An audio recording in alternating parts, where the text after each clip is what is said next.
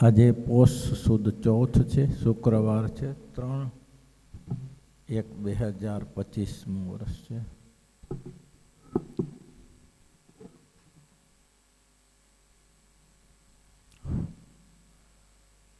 વચનામૃત 72 નિશ્ચયની વાત ચાલે છે. અડગ નિશ્ચય જોઈએ અને એના ઉપર ભગવાનની મોટી પ્રસન્નતા થાય છે. મહારાજ કે કોઈ રીતે ફર્યો ન ફરે, અમારો નિશ્ચય, સંતોનો નિશ્ચય, ભગવાનના ભક્તનો નિશ્ચય, એ પાછો ન ફરે એને નિશ્ચય કહેવાય. નહીં તો વિચારી લો કે હજારો ગામનું રાજ્ય શ્રીજી મહારાજને મળતું હતું, ક્યાંય રોકાણા નહીં. ધરમપુરનું રાજ્ય છે, બુટોલપુરનું રાજ્ય છે, એમાં કંઈ ફસાયા નહીં અને દાદાના 6.5 ગામના રાજ્યમાં આવીને બેઠા. શું કરવા? આમને નિશ્ચય એવો. દાદા ખાચરને નિશ્ચય મધ્યાહનનો સમય હોય, સ્વામિનારાયણ ભગવાન હિંડોળા ખાટમાં ઝૂલતા હોય, ત્યાં જીવબા આવ્યા તો મહારાજે કીધું બેસો આ બાજુ. એ હિંડોળામાં એને બેસાડ્યા. લાડુબા આવ્યા તો એને બેસાડ્યા. અને પછી દાદા ખાતર આવ્યા એટલે દાદા ખાતર ઝૂલો નાખવા લાગ્યા. બોલો, આ બાજુ મહારાજ બેઠા છે વચમાં, આ બાજુ જીવબા ને લાડુબા બેઠા છે, દાદા ખાતર ઝૂલાવે. પછી મહારાજે દાદાને પૂછ્યું કે દાદા, તમારી આ 2 જુવાન દીકરી ભાઈ બહેનો અને અમે જુવાન આની સાથે બેસે, તમને કોઈ સંશય ન થયો? મહારાજ શેનો સંશય? ભગવાન જ્યાં જ્યાં પ્રગટ થાય છે ત્યાં રાધા અને લક્ષ્મી સાથે જ હોય છે. હું મારી બહેનોને બહેનો માનું તો સંશય થાય ને. ભગવાનની સાથે ભગવાનની બંને શક્તિઓ સાથે હોય, જળ ચેતન શક્તિઓ સાથે હોય છે અને આપણી સાથે આપણી શક્તિઓ રહે, એમાં આશ્ચર્ય શું છે મહારાજ? એ તો અમારું સદભાગ્ય છે કે અમારે ત્યાં આ બહેનો આવી છે, બેન રૂપે થઈ છે. બાકી અનાદિ મુક્ત છે અને ખરેખર અનાદિ મુક્ત જ હતા. જ્યારે ભગવાન પ્રગટ થયા ત્યારથીનો ઇતિહાસ એને અહીંયા બેઠા બેઠા ખબર હતો, એવો ત્રિકાળદર્શી હતા. પણ કહેવાનું શું? નિશ્ચય ન ડગે, જરાય ન ડગે. માંગરોળમાં મંગળદાસ સ્વામિનારાયણ ભગવાને એને કહ્યું, મેં આગળ એક ફેરા વાત કરી હતી કે તું તારી ઘરવાળીને સત્સંગી કર. ત્યારે મંગળદાસ કહ્યું કે મહારાજ મેં પ્રયત્ન કર્યો પણ સત્સંગી થતી નથી. તો મહારાજ કે આમ તો નહીં ચાલે, 2માંથી એક કરવું પડે તમારે. શું મહારાજ? બોલો. તમે કુસંગી થઈ જાઓ. એ સત્સંગી ના થાય તો તમે કુસંગી થઈ જાઓ. મહારાજને કે એ પણ નહીં થાય. કેમ? મારા કુસંગમાં મને ફાવે એવું નથી અને એને સત્સંગમાં ફાવે એવું નથી.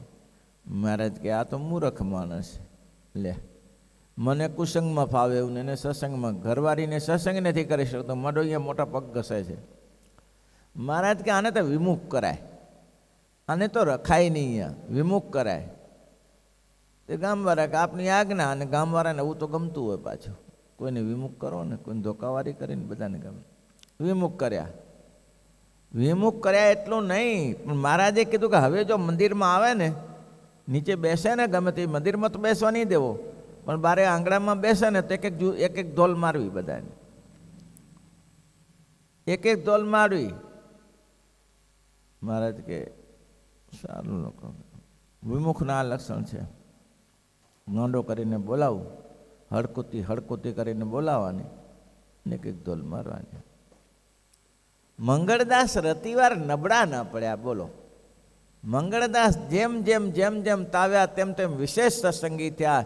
એટલું જ નહીં, જ્યાં લોકો પગજૂતો ઉતારે, ચંપલો બૂટો ઉતારે, ત્યાં જઈને બેસે અને બધાય સત્સંગીના પોતાના કપડાથી ચંપલો સાફ કરે, બૂટો સાફ કરે અને કથા વાર્તા સાંભળે. મંદિર છોડ્યું નહીં. કરવું સદા તિનકી રખવારી, જીમી બાલક રાખઈ મહતારી. મહારાજ કે એને હું કેમ રક્ષણ ના કરું? એમાં હું શા માટે? ગુણાતીતાન સ્વામીને એક વાત કરી હતી ને કે મારા ગુણાતીતાન સ્વામી ગાડામાં બેસે અને પગ ગાડાવાળાને ઉપર ગાદલા બધા મૂકેલા. એટલે પેલા સાધુને થયું કે ગાદલા બગડશે, એટલે પોતાનું ખેસ્યું લઈ અને ગુણાતીતાન સ્વામીના પગ સાફ કરવા ચોમાસાની ઋતુ.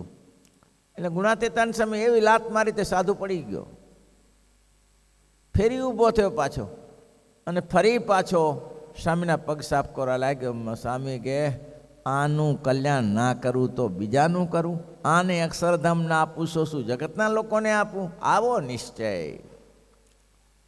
નિશ્ચય આવો હોય, પાછો ન પડે કોઈ દિવસે નિશ્ચયમાં. 6 મહિના સુધી હડકોતી ચાલ્યું. મહારાજ ભુજ ગયા હતા, ત્યાંથી ડાયરેક્ટ જ માંગરોળ આવ્યા.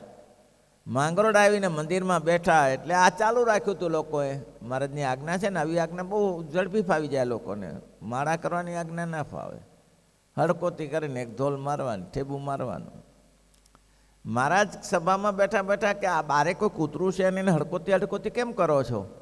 તો કે મહારાજ તમે એલા મંગળદાને વિમુખ નહીં કર્યો, એ મંદિરમાં આવે છે એટલે તમે કીધું તો ને. તો કે બરાબર, બોલાવો મંગળદાને. મંગળદાને બોલાયો. મહારાજે કીધું મંગળદા હવે સમજી જાઓ. શું મહારાજ?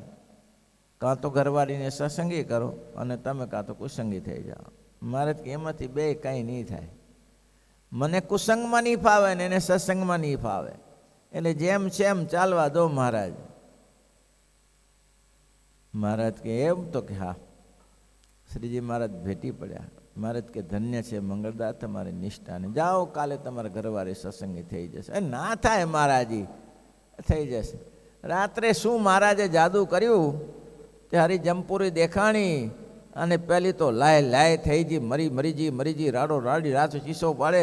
સવારે ઉઠીને મંગળદાને કે મને સ્વામિનારાયણ ભગવાન પાસે લઈ જાઓ, સ્વામિનારાયણ ભગવાન પાસે લઈ. તારા બાપો અત્યારે 3 વાગે ક્યાં સ્વામિનારાયણ ભગવાન પાસે લઈ જાઓ? મને લઈ જાઓ, અત્યારે લઈ જાઓ, મને આ દેખાય છે, જમના દૂતો દેખાય. ત્યારે 5 વાગ્યા ત્યારે મહારાજ પાસે ગઈ અને મહારાજ પાસે બેઠીને માફી માગી કે મેં ભગતને હેરાન કર્યા. મહારાજ તમે મને ચમત્કાર આપી દીધો, હવે પછી આવું કરતા નહીં. હું ભગતને સાચવીશ ને ભગતની સેવા કરીશ. તમે મને કંઠી પહેરાવો ને સત્સંગી કરો. નિશ્ચય આનું નામ છે. નિશ્ચયમાં એકના એક જ હોય, એકના 2 ના થાય. એકના એક 2 થાય, પણ એકમાંથી 2 ના થઈ શકે. આનું નિશ્ચય છે, અડગ નિશ્ચય. મહારાજે કીધું ભગવાનનું મહાત્મા તો જાણે, મહાત્મા સહિત નિશ્ચય હોય, પણ સંતોને એવું નિશ્ચય હોય, ભગવાનના ભક્તનો એવો નિશ્ચય હોય, આ બધાનો નિશ્ચય, સંતોનો નિશ્ચય હોય. સંત જાણજો મારી મૂર્તિ રે એમાં ફેર નથી. દાદા ખાતરના દરબારમાં રહ્યા તો દાદા ખાતરના દરબારમાં ઉપદ્રવ ઓછા થયા. સ્વામિનારાયણ ભગવાન ખુદ વિરાજે છે, ઉપદ્રવ કેટલા થયા? કેવા ઉપદ્રવ. દાદા ખાતરનું મન ટ્રસ્ટી મસ્ત ન થયું કે પુરુષોત્તમ નારાયણ ભગવાન અહીંયા બેઠા છે અને આવા બધા ઉપદ્રવ. જીવા ખાતરે ઉપદ્રવ કરવામાં કંઈ બાકી ન રાખ્યું. એટલા બધા ઉપદ્રવ, એટલા બધા. ભાવનગરના રાજા પાસે અહીંયા કને 200 500 સાધુ આવતા જતા હોય.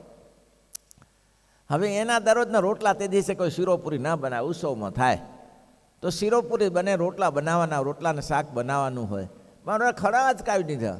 દાદા ખાતરના ખડા ખોલવા દીધા ને રોટલા ક્યાંથી ખાય? સાધુને માગી ખાવું પડે. દાદા ખાતરને દુઃખ થાય, મારા સાધુઓ માગી ખાય છે, મારા દરબારમાં આવ્યા પછી થાય શું? પણ ખડા રોકી રાખેલા ભાવનગરના રસે.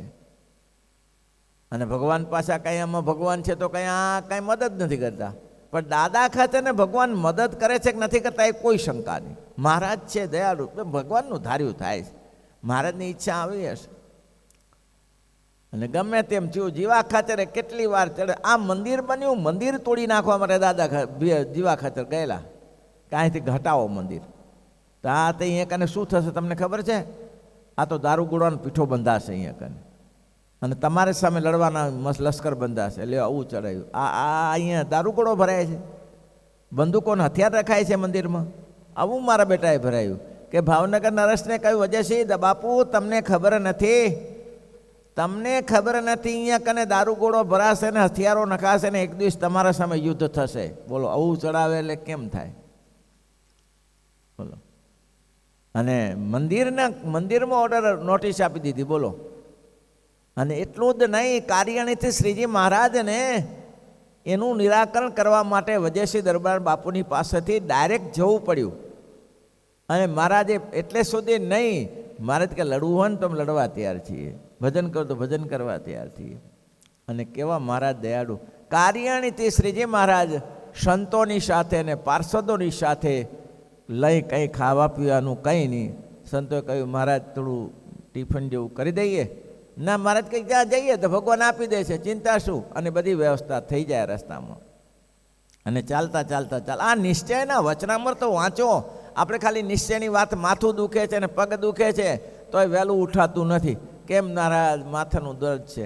કંઈક બારે ગયા હોઈએ અને થોડું મળવેલું થયું હોય તો સવારે કથામાં હાજરી ન અપાય. કેમ? મોડું થઈ ગયું. તે વહેલો ઊંઘી જશે ને દિવસે પણ સવારે અડધી કલાક કથા થાય છે પણ ના થાય. જીવનો સ્વભાવ છે એવો. આ નિશ્ચયની વાતો છે. એને એમ થતું નથી આ ચરિત્ર નહીં મળે મહારાજના સાંભળવા, આવી કથા ભગવાન વચનામૃતની સાંભળવા નહીં મળે. આવા કોઈ મોટા પુરુષે નહીં મળી શકે કે જે પાછળથી તમને આવા ચરિત્ર સંભળાવે. બોલો. પણ ખપ છે? ખપ નથી તો નિશ્ચય ક્યાંથી હોય? ભૂખ નથી તો પછી લાડુ શું કરે તમારે ત્યાં?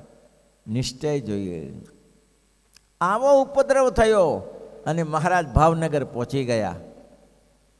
ત્યાં નદી, રૂપાળી નદીની પાસે તે બેઠા અને રૂપા ભગતને બોલાયા કે રૂપા ભગતને બોલાવો કે અમે આવી ગયા છીએ. રૂપા ભગત આવી ગયા. સામે સમાચાર મળ્યા એટલે રૂપા ભગતને કહ્યું ભાવનગર નરેશને કહો કે સ્વામિનારાયણ ભગવાન આવ્યા છે. આપની ઈચ્છા હોય તો આપણા દરબારગઢમાં મળે અને આપની ઈચ્છા હોય તો ગમે ત્યાં મળીએ. મળવા ઈચ્છે છે. જે ટાઈમ આપે ટાઈમે મળીશું.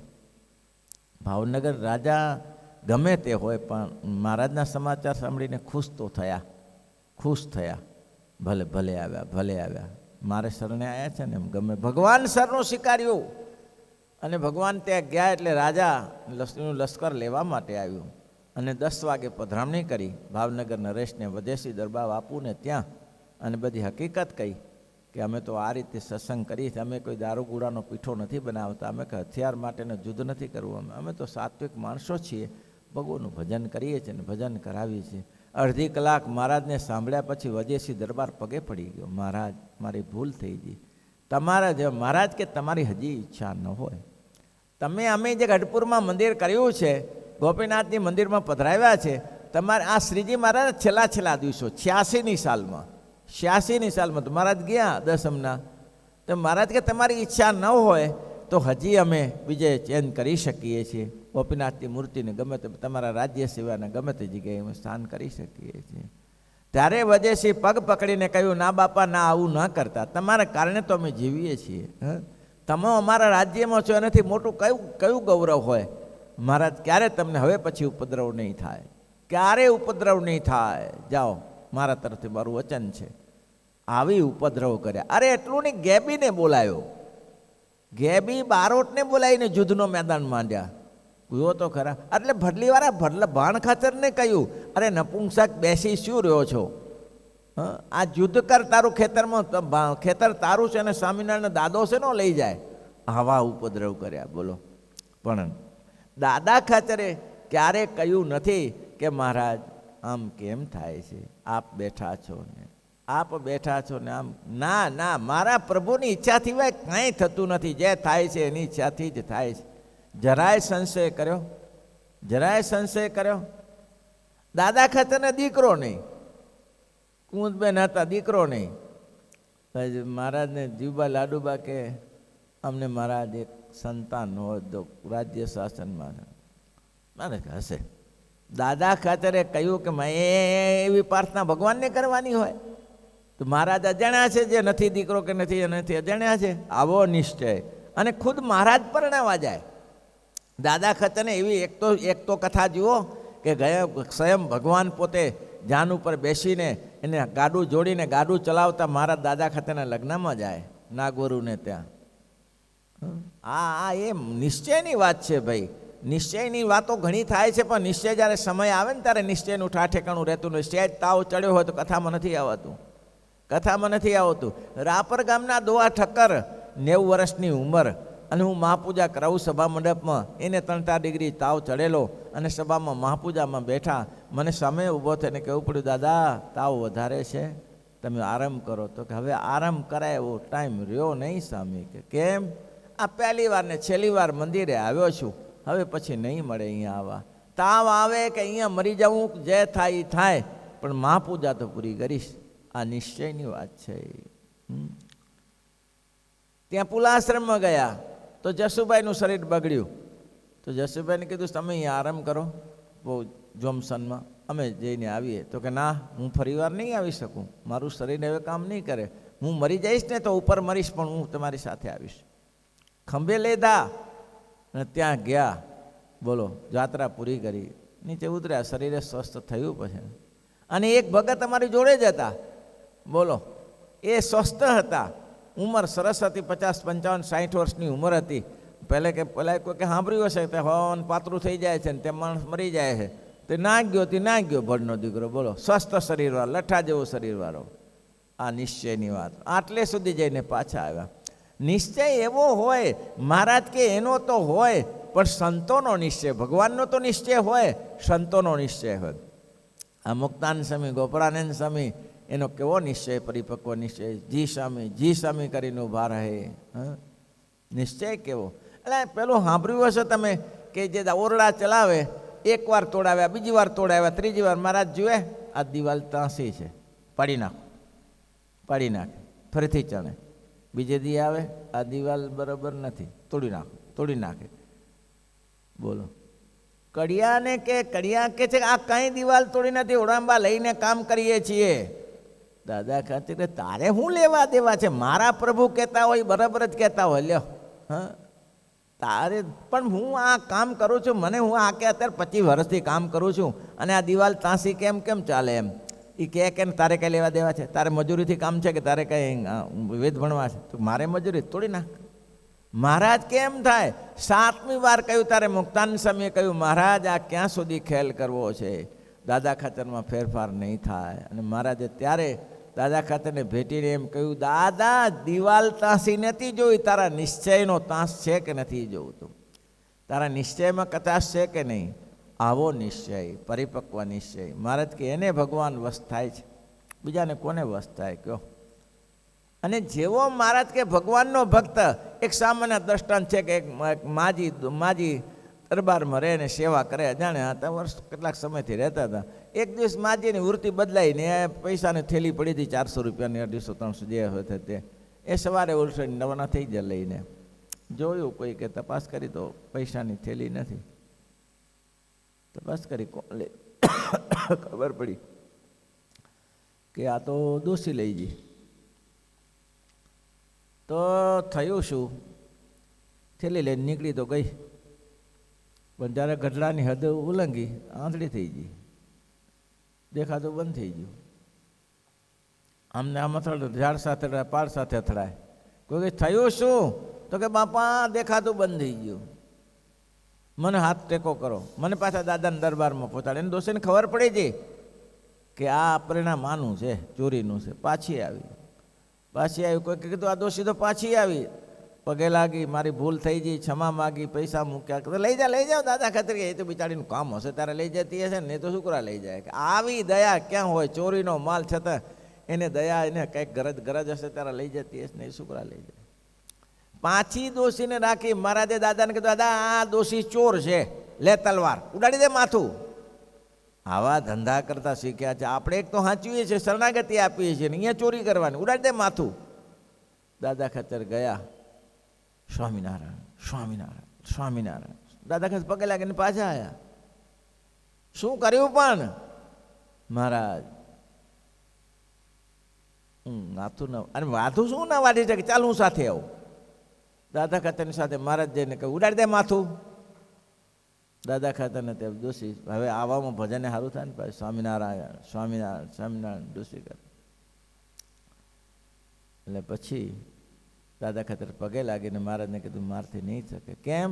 તો કે તમારું નામ લે છે. સ્વામિનારાયણ ભગવાન સ્વામિનારાયણનું નામ લેતું હોય એનું માથું મારથી ન કપાય મહારાજ. એ તો મારા 2 દીકરામાંથી એકને ઉડાડી દીધો હોય ને તોય હું એનું માથું ન કાપું. કેમ? જેના મોઢામાં ભગવાનનું નામ છે એને માથું જરૂર કપાય. આ નિશ્ચય છે, ભગવાનનો નિશ્ચય હોય, સંતનો નિશ્ચય હોય, ભગવાનના ભક્તનો નિશ્ચય હોય. ભગવાનના ભક્તનો નિશ્ચય હોય અને સંતનો નિશ્ચય ન હોય તો આ 500 કેટલા ઉત્સવ સમયા થાય. દાદા ખાતરે ક્યારે કહ્યું નથી કે મહારાજ આ ખર્ચ ક્યાંથી લાવીશું. મહારાજ સામેથી કે એટલો બધો ખર્ચ નહીં થાય. પણ દાદા ખાતરે ક્યારે કહ્યું નથી કે આનો ખર્ચ ક્યાંથી લાવીશ. ભલે મહારાજ જે હોય તે, મારે તમે રાજી તેમ અમે રાજી. ભગવાનને રાજી કરવા છે, આવો નિશ્ચય ભગવાનના જીવનમાં હોય. એના માટે મહારાજે આ બધી કથાઓ લખી છે. એનો કોઈ દિવસે મન કર્મ વચને પણ એનો દ્રોહ ન થઈ જાય. દ્રોહ આગળ વચનામૃતમાં આવી ગયું ને, તો મહારાજ કે સૌથી સોમલા ખાતરે પૂછ્યું સૌથી મોટો અપરાધ કયો, તો કે ભગવાનના ભક્તનો અપરાધ કર્યો, એનાથી મોટો દ્રોહ નહીં એમ. અને થાય તો નિકેતન નીકળી જાય. આપણે જાણીએ છીએ કથા, જૂના સમયમાં પિંડારકના ઋષિઓ તપ કરતા હતા અને શ્યામને વખતે તાંસરી બંધાવીને ગયા. પરિણામ શું લાયા? પરિણામ શું લાયા? મારે કે બળીને ભસ્મ કરી નાખે. હવે છો એને શ્યામ પુરુષ હતો, એને પેટે તાંસરી બંધાવી અને ગર્ભવતી છે એવું બતાવવા ગયા અને કહ્યું મહાત્માજીને એની પરીક્ષા કરવા ગયા. બોલો, સાધુ પુરુષોની પરીક્ષા કરે અને કહ્યું મહાત્માજી આને સંતાન છે, ગર્ભ પોષાય છે, પણ દીકરી જન્મશે કે દીકરો જન્મશે એ તમને પૂછવા માટે આવ્યા છીએ.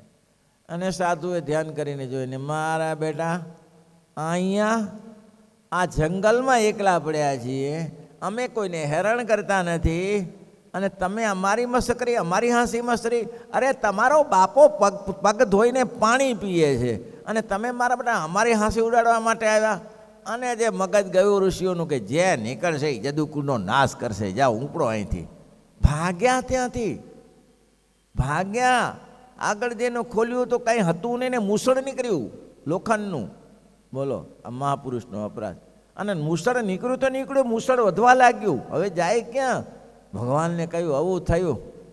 ભગવાન કે હારા ગજબ કર્યો, ત્યાં ક્યાં ભટકાયા કે આ તો બાળી નાખે, આ તો બાળી નાખે, આ છોડે, આ કોઈને છોડે. શું થયું? તો આવું કહ્યું. ભગવાન કે કામ કરો, જે થવાનું થઈ ગયું, મુસળને ઘસી નાખો. અને પ્રભાસ પાટણના પથ્થરમાં જઈને મુસળને ઘસ્યું. ઘસી ઘસી ઘસી ઘસીને એની રેતી થઈ ગઈ, એટલું ઘસ્યું. ઘસ્યા પછી થોડું ફલકું બાકી રહ્યું, નાખી સમુદ્રને વેચમાં. પણ છોડે? ઋષિ મુનિનો સાપ છોડે? ના છોડે. કોઈ ભગવાનના ભક્તનો અપરાધ. બલબલા રઘુવીરજી મહારાજ આમ બહુ સદગુણી, સેવાભાવિક, બધી વાત સાચી, પણ આનંદાનંદ સ્વામીનો અપરાધ કર્યો. પરિણામ શું મળ્યું? આનંદાનંદ સ્વામીનો અપરાધ કર્યો. શેના માટે? ભરૂચનું મંદિરમાં રેવતી બળદેવ પધરાવા આવે. સ્વામી તો હવે રામચંદ્રજીના ઉપાસક હોય, કૃષ્ણ ઉપાસક બધા હતા, એટલે રામગોલોના મહંત હતા અયોધ્યાના. એટલે એને ઈચ્છા, એટલે તાકાતે જબર મૂકી, જતલપુરમાં રેવતી બળદેવની કેવી તાકાત મૂકી છે. તો ભરૂચમાં પધરાવાના હતા. એટલે આને સ્વામીને કીધું કે સ્વામી તમને કોને ઓર્ડર કર્યો, તમને કોને આદેશ કર્યો છે કે તમે આ રેવતી બળદેવ ભરૂચમાં પધરાવો છો? કોને કીધું તમને? કે કોને કીધું એટલે શ્રીજી મહારાજ એને 2 વાર ભરૂચમાં, જ્યારે સુરત જતા ભરૂચમાં ટેકરી, ભગુ ટેકરી ઉપર આનંદ સ્વામીને બેસાડીને કીધું કે આનંદ સ્વામી, તો કે હા અહીંયા રેવતી બળદેવજીનું મંદિર કરવું છે, અહીંયા રેવતી બળદેવજીનું મંદિર કરવું છે ભરૂચ ટેકરી ઉપર, ભગુ ટેકરી ઉપર. હવે આ અને ધ્યાન શ્રીજી મહારાજ તો ચાલ્યા ગયા, સ્વધામ ગયા. પછી આમને કહ્યું તમને કોનો ઓર્ડર કર્યો હતો? અને સ્વામીનું મગજ ગયું તારા બાપે ઓર્ડર કર્યો હતો. તારે કેવું છે કંઈ? હા, તારા બાપે. અલા તો વિમુખ કર્યા, કાઢી મૂક્યા. કાઢી તો મૂક્યા, પણ થયું શું? સ્વામીને પ્રતિષ્ઠા બાકી હતી. એટલે સ્વામી પ્રતિષ્ઠા કરવા માટે 10 સંત લઈને ભરૂચ ગયા. રઘુવીરજી મહારાજ પ્રતિષ્ઠા કરવા તો ના દઉં, જે થાય થાય. એટલે પાછળથી 10-15 પાર્ષદોને તૈયાર કરીને કહ્યું કે એને સફેદ પહેરાવીને કાઢી મૂકો. ગોપાળાનંદ સ્વામી બહુ સમર્થ સંત, કે બહુ ભારે થશે આમાંથી, તો આમાંથી ઉપદ્રવ. આનંદ સ્વામી કોઈ સામાન્ય સંત છે કે એને આ રીતે સફેદ ભગવો ઉતારીને કાઢીને? તાત્કાલિક 2 પાર્ષદને મૂક્યા અને કહ્યું તાત્કાલિક તમે ત્યાંથી રવાના થઈ જાય, સંતોને રવાના કરી દેજો. અને શીડી નદીનો આપણો વડતાલનો સીમાડો છે, અમદાવાદના સીમાડામાં ચાલ્યા જાય, ગાદીના સીમાડામાં છોડી દે. કાલ સવાર પડતો છોડી દે. અને સંતો રાત્રે ત્યાંથી ભાગ્યા અને ત્યાંથી છોડી દીધું. બીજે દિવસે એ પાર્ષદોએ જોયું કે ભરૂચ નહોતા, એટલે એ પણ શીડી નદી આવ્યા અને શીડી નદીમાં આવીને જોયું તો સામે સંતો સ્નાન કરતા હતા. એટલે કહ્યું કે હાથ જોડીને મા બાપ, અમે તો ચિઠ્ઠીના ચાકર છીએ, અમારું તો કંઈ ચાલે નહીં, તમારા જેવા સંતોને પરેશાન કરવા એ અમારું કામ નથી. સ્વામી કે તમને કંઈ નહીં, જાઓ ક્ષમા. તમારે ક્ષમા, તમે નીકળી જાઓ. પણ હવે અમે તમારા ઓર્ડરમાં નથી. રઘુવીરજીને કહી દેજે અમે હવે સીમાડો બદલાવી નાખ્યો છે, ગાદી બદલાવી નાખી છે, અમે અમદાવાદ દેશમાં આવી ગયા છીએ. ચાલ્યા ગયા, કીધું વાત પૂરી થઈ ગઈ. પણ આને છોડ્યા નહીં રઘુવીરજી મહારાજે, કે ગમે ત્યારે એ કંઈક માણા ગામમાં હતા ને ત્યાંથી બોલાવ્યા ને કીધું તમે કોને તમને આ કરવાનું કહ્યું હતું એમ? ત્યારે કે તારા બાપે કહ્યું જે કરવું એ કરે. ને મેં સ્વામીએ શાપ આપ્યો હતો, એવો આપ્યો 7 પેઢી સુધી. અને ત્યાં હથેળીમાં વાળ ઉગે ને તો તારે સંતાનનો જન્મ થાય. ભોગવવું પડ્યું ભાઈ, ભોગવું, ભલભલાને ભોગવવું પડે. માટે ભગવાનના ભક્તોનો અપરાધ નહીં થાય, સોમલાખતનો પ્રશ્ન છે ને. આમાં કહ્યું પિંડારકના ઋષિએ થયું એરકા નામની પાંદડી થઈ અને એમાંથી જાદવો હેરાન થયા. એ ફલકું હતું, એમાં બાણ બનાવ્યું, એને ભગવાન શ્રી કૃષ્ણને અચ્યુતમ કૃષ્ણ કરી દીધું. એકવાર જદુકુળનો નાશ થઈ ગયો. આવું થાય છે. એટલે મહારાજ કે ભગવાનનો નિશ્ચય એવો કરવો કે ગમે તેવું થઈ જાય. આ સત્સંગ મળ્યો છે, આ સત્સંગમાં સંતો અનેક પ્રકારના રહેતા હોય છે.